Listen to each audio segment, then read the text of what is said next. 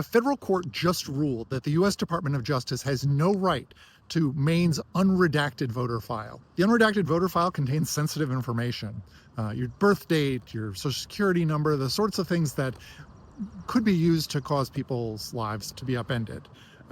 That's why it's important that this information be kept private. We provide it to the government to help us with voting, but we don't expect that it's going to be shared with anybody for no reason at all. We argued that the government's justification didn't match up with what the law said. The federal government tried to invoke the Civil Rights Act, but nothing they were doing had anything to do with civil rights. This was an attempt just to collect lots and lots of information, personal information, about voters all across the country. The court agreed with our arguments that there's no justification in the law for what the Department of Justice was asking.